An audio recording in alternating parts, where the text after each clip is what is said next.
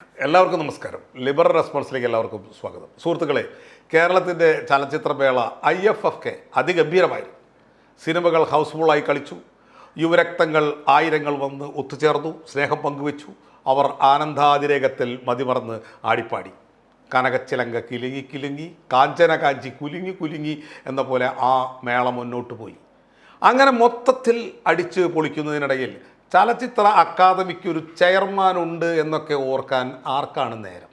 അതുകൊണ്ടാവാം academy chairman ഒരു ഇൻ്റർവ്യൂവിൽ പ്രത്യക്ഷപ്പെട്ട ഒരു അറ്റൻഷൻ സീക്കിംഗ് തന്നെ നടത്തിക്കണം.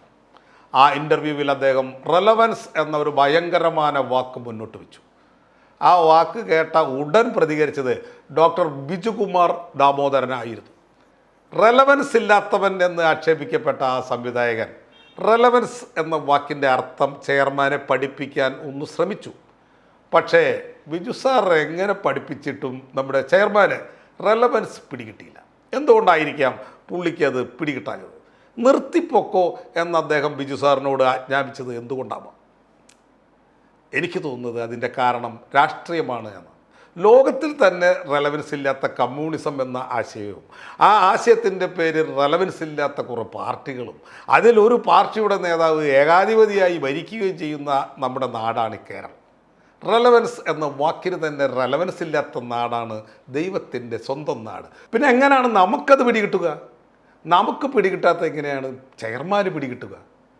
ഡോക്ടർ ബിജുവിനത് പിടികിട്ടാൻ കാരണം പുള്ളി സിനിമയും കൊണ്ട് ലോകമൊക്കെ മുഴുവൻ കറങ്ങുന്ന ആളാണ്. പുള്ളിയുടെ റെലവൻസ് ലോകത്തിനറിയാം. ലോകത്തിൽ റെലവൻസ് ഉള്ളത് എന്താണെന്ന് നമുക്കറിയില്ല, അത്ര തന്നെ. എന്തായാലും ചെയർമാൻ്റെ അറ്റൻഷൻ സീക്കിംഗ് അതിഗംഭീരമായിരുന്നു. ചെയർമാൻ നടത്തിയ ഇൻ്റർവ്യൂ സമ്പൂർണ്ണ വിജയവുമായിരുന്നു. എന്നാൽ തിരിച്ചടിയും ഗേമമായിരുന്നു. കൂരമ്പുകളാണ് നിഷ്കരുണം ആ രോഗാതുര മേനിയിൽ വന്ന് പതിച്ചത്. എന്നാൽ ആ അമ്പുകൾ ഏൽക്കുന്ന നേരം ആറാം തമ്പുരാനിലെ ഒരൊറ്റ ചാത്തം പോലും ചെയർമാനെ തുണയ്ക്കാനെത്തിയില്ല. ഇത് പ്രത്യേകം ശ്രദ്ധേയമാണ്. ചെയർമാനെ താങ്ങി നിർത്തുന്ന മെമ്പർമാർ യോഗം കൂടി ഒരു തീരുമാനമെടുത്തു. ഈ ചെയർമാൻ ഇനി സഹിക്കാൻ വയ്യ. അവർ പത്രസമ്മേളനം നടത്തി മാടമ്പി, വാരിക്കശ്ശേരി, മന എന്തൊക്കെയോ വിളിച്ചു പറഞ്ഞു.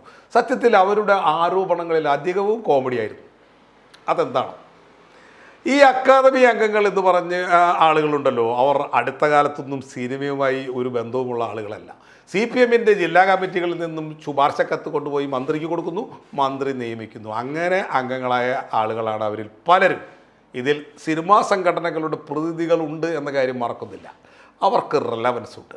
ഈ അംഗങ്ങൾക്കെല്ലാം ചെയർമാനെ നിയമിച്ച കാരണഭൂതനെ സഹിക്കാം. 25 വർഷമായോ 20 വർഷമായോ ഒരു സിനിമ പോലും കാണാത്ത നമ്മുടെ മഹാനായ സിനിമാ മന്ത്രിയെയും അവർക്ക് സഹിക്കാം. എന്നാൽ ചെയർമാനെ സഹിക്കാൻ പറ്റില്ല. IFFKയുടെ ഒരു പ്രചാരണ പോസ്റ്റർ നിങ്ങൾ കണ്ടിരുന്നു. സിനിമക്കാരെ ഒന്നും ഉൾപ്പെടുത്താതെ കാരണഭൂതൻ്റെ തലയും സിനിമാ മന്ത്രിയുടെ തലയും മാത്രം വെച്ചുള്ള ഫ്ലക്സുകൾ. അത് തിരുവനന്തപുരം നഗരത്തിൽ പലയിടത്തും ഇവർ സ്ഥാപിച്ചു. ഗോവയിൽ ഒരു അന്താരാഷ്ട്ര ചലച്ചിത്രോത്സവം നടക്കുന്നുണ്ട്, ഇതിനേക്കാളും വലുത്. അവിടെ മോദിയുടെ തല വെച്ച് മാത്രം വേണമെങ്കിൽ കേന്ദ്ര സർക്കാരിന് ഫ്ലക്സ് അടിക്കാമായിരുന്നു. അവരത് ചെയ്തിട്ടില്ല. പാവം സിനിമയെ വെറുതെ വിടാമെന്ന് മിസ്റ്റർ മോദി വരെ കരുതി. എന്നാൽ കാരണഭൂതൻ അത് സമ്മതിച്ചില്ല. അദ്ദേഹം അതിലും ചീപ്പായിരുന്നു. എൻ്റെ തല, എൻ്റെ ഫുൾ ഫിഗർ. ഈ മഹത്തായ വൃത്തികേട് ഈ 9 മെമ്പർമാരും സഹിച്ചു എന്ന് നമ്മൾ ഓർക്കണം. ചെയർമാനെ കുരിശിലേറ്റാൻ ഓടി വന്നത് ഈ 9 പേർ മാത്രമല്ല, CPMൻ്റെ സ്ഥിരം പുരോഹിതരുടെ പിന്തുണയും അദ്ദേഹത്തിന് കിട്ടിയില്ല. TPയെ വെട്ടിക്കൊന്നവരെ വരെ ന്യായീകരിക്കുന്ന ആ പുരോഹിതർക്ക് പോലും ചെയർമാനെ ഇഷ്ടമാകുന്നില്ല. എന്താണ് കാരണം? CPMൻ്റെ ഈ സാംസ്കാരിക പുരോഹിതർ ഈ ചെയർമാനെ കാണുന്നത് തങ്ങളുടെ കഞ്ഞിയിൽ പാറ്റയിട്ടവൻ എന്ന നിലയിലാണ്. സിനിമയെ കച്ചവടമായി കണ്ട് ആ കച്ചവടത്തിൽ വിജയിച്ച് വെന്നിക്കൊടി പാറിച്ച ഒരു ഫ്യൂഡൽ തെമ്മാടി, അയാളുടെ ഹിറ്റ് സിനിമകളിലെ ആണധികാരത്തെപ്പറ്റി, സവർണ തെമ്മാടിത്തത്തെപ്പറ്റിയൊക്കെ എഴുതി തളർന്നവരാണിവർ. ആ ജനപ്രിയ സംവിധായകൻ, ആ സൂപ്പർ ഹിറ്റ് മേക്കർ, ആ വരിക്കാശ്ശേരി മനക്കാരൻ ഒരിക്കലും വന്ന് തങ്ങളുടെ കഞ്ഞിയിൽ പാറ്റിയിടുമെന്ന് ഒരിക്കൽ പോലും ഇവർ കരുതിയിരുന്നില്ല. തങ്ങളുടെ പാർട്ടി ഭരിക്കുന്ന കാലത്ത് തങ്ങൾക്ക് കിട്ടേണ്ടതാണ് ചലച്ചിത്ര അക്കാദമി ചെയർമാൻ സ്ഥാനം. അത് ഞങ്ങൾക്ക് ആർക്കെങ്കിലും കിട്ടും എന്നവർ കരുതിയിരുന്നു. എന്നാൽ അവരുടെ ജീവിച്ചിരിക്കുന്ന ദൈവം, ഇഷ്ടജന പരിപാലകനായ ആ കാരണഭൂതൻ അവരെ ചതിച്ചു. സാംസ്കാരിക പുരോഹിതരെല്ലാം ചെയർമാൻ സ്ഥാനം മോഹിച്ച് അക്കാദമി ഓഫീസിൻ്റെ പുറത്ത് കാത്തു നിൽക്കുമ്പോൾ അവരുടെ പ്രിയപ്പെട്ട കൺകണ്ട ദൈവം അവരറിയാതെ ഈ ജനപ്രിയ സംവിധായകരെ പാരച്ചൂട്ടിൽ അതിൻ്റെ ഉള്ളിൽ കൊണ്ടിറക്കി ചെയർമാനാക്കി എല്ലാ അധികാരവും കൊടുത്തു. ഏതു ഭക്തനായാലും ഈ ക്രൂരത കണ്ടാൽ ഒന്നും പ്രതിഷേധിച്ചു പോകേണ്ടതായിരുന്നു. പക്ഷെ ആരും പ്രതിഷേധിച്ചില്ല. കാരണം കളിക്കുന്നത്, പ്രതിഷേധിക്കുന്നത് കാരണഭൂതത്തോടാണ്. അവിടത്തോടുള്ള ഇഷ്ടം ധിക്കരിച്ചാൽ ഇപ്പോഴുള്ള പട്ടം വരെ പോകാനിടയുണ്ട്. അതുകൊണ്ട് അവിടുത്തെ ഇഷ്ടം അവർക്ക് അംഗീകരിക്കേണ്ടി വന്നു. പിന്നീട് അവർ നടത്തിയത് മുഴുവൻ ഒളിയുദ്ധങ്ങളായിരുന്നു. മോശം പറയാൻ പറ്റില്ല. എല്ലാ ഒളിയുദ്ധങ്ങൾക്കും നല്ല ഫലം കിട്ടി. ഇപ്പോൾ സോഷ്യൽ മീഡിയയിലെ പ്രധാനപ്പെട്ട ചോദ്യം രഞ്ജിത്ത് നിൽക്കണോ പോണോ എന്നായി മാറി. രഞ്ജിത്ത് നിൽക്കണോ പോണോ? സത്യത്തിൽ ഈ ചോദ്യത്തിന് വല്ല പ്രസക്തിയുമുണ്ട്. ഈ ചോദ്യം കേട്ടാൽ തോന്നും ഈ നാട്ടിൽ എല്ലാം നന്നായി നടക്കുന്നു, എന്നാൽ അക്കാദമി ചെയർമാൻ മാത്രം മോശമായി നടക്കുന്നു. എൻ്റെ അഭിപ്രായം പറയാനാണല്ലോ എൻ്റെ ഈ വീഡിയോ. എൻ്റെ അടാർ അഭിപ്രായം രഞ്ജിത്ത് പോണ്ട എന്നാണ്. അദ്ദേഹം തന്നെ മതി, ഹീസ് ഓക്കെ. ഇനി ഒരു വർഷമല്ലേ ഉള്ളൂ, അതൊരു ചെറിയ കാര്യം. അതിലും വലിയ കാര്യം ഇനി പുതുതായി വരുന്ന ആൾ ഒരു മാർക്സിസ്റ്റ് പുരോഹിതനായിരിക്കും എന്നതാണ്. അപ്പോൾ പിന്നെ മേളയ്ക്ക് ഇത്ര ഉഷാറുണ്ടാവില്ല. സന്ദേശത്തിലെ കുമാരപ്പിള്ള സാറിൻ്റെ ഒരു താത്വിക അവലോകനമായിരിക്കും എപ്പോഴും. നമുക്കിന്ന് ആവശ്യം ചലച്ചിത്രമേള എന്താണെന്നും അവിടെ കളിക്കുന്ന സിനിമകൾ ഏത് തരമാണെന്നും അറിയാത്ത ചങ്കൂറ്റമുള്ള ഒരാളാണ്. എന്തുകൊണ്ടാണ് ഈ ചങ്കൂറ്റം ഒരു അത്യന്താപേക്ഷിത ഘടകമാകുന്നത്? കാരണം ഇത് മാർക്സിസ്റ്റുകൾ ഭരിക്കുന്ന കാലമാണ്. ഈ കാലത്ത് ഏത് ഉദ്യോഗസ്ഥനും ഏത് ചെയർമാനും പാർട്ടി പറഞ്ഞത് വിട്ട് ഒരടി മുന്നോട്ട് വയ്ക്കില്ല.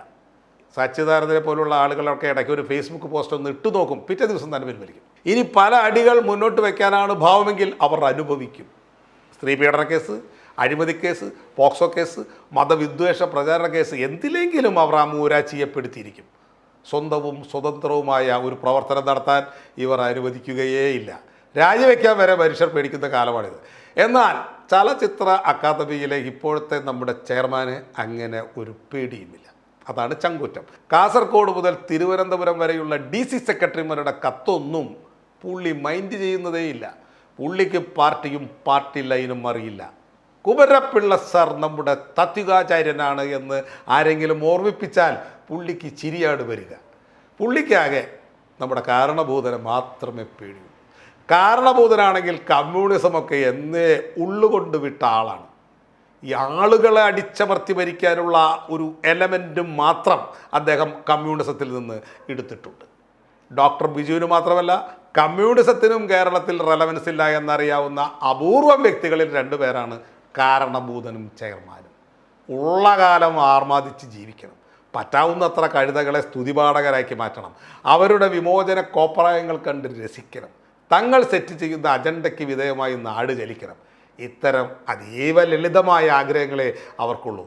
അവർക്ക് ഇഷ്ടമുള്ള രീതിയിൽ ചിന്തിക്കുന്നു, പ്രവർത്തിക്കുന്നു. അവർ സ്വയം വഞ്ചിക്കുന്നില്ല.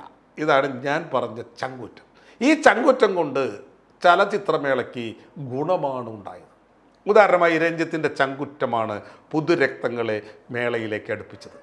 പ്രശസ്ത ബാൻഡുകളുടെ ഗാനമേളകൾ, ഡീജകൾ നോക്കൂ. വസന്തം ചെറിമരങ്ങളോട് ചെയ്യുന്നതാണ് ഇപ്പോഴത്തെ IFFK ചെറുപ്പക്കാരോട് ചെയ്യുന്നത്. അവരെ പുഷ്പിപ്പിക്കുന്നു. ചെറുപ്പത്തിൻ്റെ മഹത്തായ സംഗമവേദിയായി IFFK മാറിയത് രഞ്ജിത്തിൻ്റെ കാലത്താണെന്ന് നാളത്തെ ചരിത്രം പറയും, അല്ലെങ്കിൽ ഞാൻ പറയും. ഇതെങ്ങനെ സംഭവിച്ചു? അവനവൻ്റെ സുഖത്തിൽ ചെയ്യുന്ന കാര്യങ്ങൾ ഭാഗ്യത്തിന് ചിലപ്പോൾ അന്യന് ഗുണമായി വരുന്നു എന്ന് മാത്രമാണ് ഇതിൻ്റെ അർത്ഥം. ഏത് കേടായ ക്ലോക്കും ദിവസത്തിൽ 2 പ്രാവശ്യം കൃത്യസമയം കാണിക്കും. ചെയർമാനെ സഹിക്കാൻ പറ്റാത്തവർ, സഹിക്കുന്നവർ, വിമർശകർ, അനുകൂലികൾ ഇവരെല്ലാം തന്നെ മാർക്സിസത്തിൻ്റെ ഇന്ത്യൻ പ്രയോഗമായ പിണറായിസം എന്ന ഏകാധിപത്യ പ്രത്യയശാസ്ത്രത്തിൻ്റെ വക്കാലത്തുകാരാണ്. സൗരയൂഥം പോലാണ് പിണറായിസത്തിൻ്റെ ഘടന. അതൊരു സംരക്ഷണ വലയമാണ്. ആ സൗരയൂഥത്തിൻ്റെ കേന്ദ്രത്തിലാകുന്നു കാരണഭൂതം കുടികൊള്ളുന്നത്. അതിനെ ചേർന്നു ചുറ്റുന്ന വലയങ്ങളും അകന്നു ചുറ്റുന്ന വലയങ്ങളുമുണ്ട്. കാരണഭൂതത്തെ ചേർന്ന് ചുറ്റുന്ന വലയത്തിലാണ് നമ്മുടെ ചെയർമാൻ. അകലെ ഇരുന്ന് ചുറ്റുന്നവർക്ക് അടുത്തിരുന്ന് ചുറ്റുന്നവരോടുള്ള വിദ്വേഷവും അസൂയയും മാത്രമാണ് ഇവിടെ കാണുന്ന വിവാദങ്ങൾ. നമ്മുടെ കുമരപ്പിള്ള സഖാവ് പറയുന്ന പോലെ റാഡിക്കലായി ഒരു മാറ്റവുമില്ല. ഞാനൊരു കാര്യം മുമ്പ് സൂചിപ്പിക്കുകയുണ്ടായി. ചലച്ചിത്രമേള എന്തെന്നറിയാത്ത ആളാണ് ചെയർമാൻ ആകേണ്ടത് എന്ന് അതൊന്നുകൂടി വിശദീകരിച്ച് ഞാൻ ഈ ചെറിയ ടോക്ക് നിർത്തിക്കോളാം. നിങ്ങളൊന്ന് ചിന്തിക്കുക. നമ്മളിന്ന് വലിയ ബുദ്ധിജീവികളായി കരുതുന്ന ഈ CPM-ൻ്റെ ആസ്ഥാന പുരോഹിതരായിരുന്നു ഈ ചലച്ചിത്ര അക്കാദമിയുടെ ചെയർമാൻ സ്ഥാനത്തെന്ന് നമ്മളൊന്ന് ചിന്തിച്ചു നോക്കുക. എങ്കിൽ ഈ ക്രിസ്റ്റഫർ സനൂസി എന്ന മാസ്റ്റർ ക്ലാസ് സംവിധായകനെ അവാർഡ് കൊടുത്ത് ഇവിടേക്ക് അവർ ആനയിക്കുമായിരുന്നു. എത്ര കഴിവുള്ള സംവിധായകനായാലും ആസ്ഥാന പുരോഹിതർ നോക്കുക, ആ സംവിധായകൻ കമ്മ്യൂണിസ്റ്റ് വിരോധിയാണോ എന്നായിരിക്കും. ആണെങ്കിൽ അവർ പേര് വെട്ടിയിരിക്കും. അങ്ങനെ അവർ വെട്ടുമായിരുന്ന ഒരു കമ്മ്യൂണിസ്റ്റ് വിരുദ്ധൻ, ഞാൻ വിളിക്കിയവരെ മനുഷ്യസ്നേഹികൾ എന്നാണ്, അങ്ങനത്തെ ഒരു മനുഷ്യസ്നേഹിയായിരുന്നു ക്രിസ്റ്റഫർ സനൂസി. അദ്ദേഹത്തിന് ലൈഫ് ടൈം അച്ചീവ്മെൻ്റ് അവാർഡ് കൊടുത്തത് രഞ്ജിത്ത് ചെയർമാനായതുകൊണ്ട് മാത്രമാണ്. മുമ്പൊരിക്കൽ അദ്ദേഹം ബേലാട്ടാർ എന്ന മറ്റൊരു കമ്മ്യൂണിസ്റ്റ് വിരുദ്ധനെ കൊണ്ടുവന്നിരുന്നു. ഇനി നമുക്ക് ഇത്തരം വ്യക്തികളെ വിടാം. മേളയ്ക്ക് കളിച്ച സിനിമകൾ നോക്കാം. കസാക്കിസ്ഥാനിൽ വന്ന സിനിമകൾ എങ്ങനെ മേളയ്ക്കെത്തി? കമ്മ്യൂണിസ്റ്റ് തുടർഭരണം കൊണ്ടുണ്ടായ പട്ടിണി മരണങ്ങൾ വിവരിക്കുന്ന സിനിമകൾ, ചുമരിൽ വെച്ച മാവോ സേതുങ്ങിൻ്റെ പടം നോക്കി ദിനവും പ്രതിജ്ഞ ചെയ്യാൻ നിർബന്ധിക്കപ്പെട്ട ഗ്രാമീണരെ കാണിച്ചിരുന്ന സിനിമകൾ. ഒരു മാർക്സിസ്റ്റ് പുരോഹിതനായിരുന്നു നമ്മുടെ ചെയർമാനെങ്കിൽ ഈ സിനിമകൾ മലയാളിക്ക് കാണാൻ കഴിയും. അസഹിഷ്ണുതയുടെയും അഴിമതിയുടെയും ഗോത്രീയതയുടെയും പര്യായമായ ഒരു കമ്മിക്കക്ഷി ഭരിക്കുന്ന കേരളം, ആ കേരളത്തിൽ ഒരു ചലച്ചിത്രമേളയിൽ ഇത്തരം മികച്ച സിനിമകൾ കളിക്കാൻ ഇടയായത് ശ്രീ രഞ്ജിത്തിൻ്റെ ചങ്കൂറ്റം കൊണ്ടും അറിവില്ലായ്മ കൊണ്ടും കൂടിയാണ്. അറിവില്ലായ്മ ഒരു അനുഗ്രഹമായി മാറുന്ന അപൂർവ സന്ദർഭങ്ങളിൽ ഒന്നാകുന്നു ഇത്. സനൂസി ആരാണ്, ബേലാട്ടാർ ആരാണ്, കസാഖിസ്ഥാനിൽ നിന്ന് വരുന്ന ചിത്രങ്ങൾ എങ്ങനെയായിരിക്കും എന്നൊന്നും ഒരു ധാരണയുമില്ലാത്ത ആൾ ചെയർമാനായതുകൊണ്ട് മാത്രമാണ് കേരളത്തിന് ഈ മെച്ചമുണ്ടായത്. സുഹൃത്തുക്കളെ, ഞാൻ ചുരുക്കുകയാണ്. സന്ദേശം സിനിമയിലെ കുമാരപിള്ള സാറിനെ പറ്റി നമ്മൾ കുറേ തവണ ഇവിടെ ആവർത്തിച്ചു പറഞ്ഞു. അദ്ദേഹം പറഞ്ഞ ഒരു കാര്യം കൂടി ഞാൻ പറയുകയാണ്. ക്രിയാത്മകമായി നടന്ന നമ്മുടെ ഈ ചർച്ചയിൽ നിന്ന് രണ്ട് കാര്യങ്ങളാണ് ഉരുത്തിരിഞ്ഞു വന്നിട്ടുള്ളത്. ഒന്ന്, അറിവില്ലായ്മ ഒരു തെറ്റല്ല, അത് രാജിവെക്കാനുള്ള കാരണമല്ല. രണ്ട്, അന്യന് ഉപകാരപ്പെടുമെങ്കിൽ ചങ്കൂറ്റം നല്ലതാണ്. സോ ഈ ചെയർമാൻ ഇനിയും ഇവിടെ വേണം. അദ്ദേഹത്തിന് ചെറിയ ഒരു സ്റ്റഡി ക്ലാസിൻ്റെ ആവശ്യം മാത്രമേ ഉള്ളൂ. ചലച്ചിത്രമേള നടത്തുന്ന അക്കാദമിയുടെ ചെയർമാൻ ആയതിനാൽ ലോകത്തിലെ പ്രധാനപ്പെട്ട മേളകൾ ഏതാണ്, എന്തിനാണ് മേളകൾ, തന്നേക്കാൾ വലിയ ഹിറ്റ് മേക്കേഴ്സ് ലോകത്തുണ്ടോ, ആർട്ട് ഹൗസ് മൂവീസിന് ലോകത്തിൽ റെലവൻസ് ഉണ്ടോ, ആരൊക്കെയാണ് ലോകത്തിലെ റെലവൻസ് ഉള്ള സംവിധായകർ, ഇത്തരം കാര്യങ്ങളിൽ ഒരു സ്റ്റഡി ക്ലാസ്. ആ ക്ലാസ് ഡോക്ടർ ബിജു കൊടുത്തോളും. ഞാൻ ഡോക്ടർ ബിജുവുമായി സംസാരിച്ചിരുന്നു. ഓരോ അധ്യായങ്ങളായി ഒരാഴ്ചത്തെ കോഴ്സ് കൊണ്ട് നമ്മുടെ ചെയർമാന് ആവശ്യത്തിന് വിവരം വയ്ക്കുമത്രേ. പിന്നെന്തിനാണ് പുള്ളി ഇവിടെ നിന്ന് പോകുന്നത്? ഈ സ്ഥാനം എന്തിനാണ് ഒഴിയുന്നത്? പുള്ളി നിൽക്കട്ടെ, ഇനി കുറച്ച് നാൾ കൂടിയല്ലേ ഉള്ളൂ, അദ്ദേഹം തുടരട്ടെ. കാര്യം ഈ ഇൻ്റർവ്യൂകളിൽ തുറന്നടിച്ച് എന്തെങ്കിലും പറയുമെങ്കിലും ഈ ഫ്രണ്ട്ഷിപ്പുകൾക്കും ആഘോഷങ്ങൾക്കും പ്രാധാന്യം കൊടുക്കുന്ന, അടുത്ത് ഇടപെട്ട ആളുകൾക്ക് എല്ലാം നല്ലത് മാത്രം പറയാൻ ഉള്ള ഒരു വ്യക്തിയാണ് ഈ രഞ്ജിത്ത്. എല്ലാവരെയും പോലെ ഗുണവും ദോഷവും ഉള്ളയാൾ, നമ്മളെപ്പോലെ ഒക്കെ തന്നെ. അദ്ദേഹം തുടരട്ടെ. നന്ദി, നമസ്കാരം.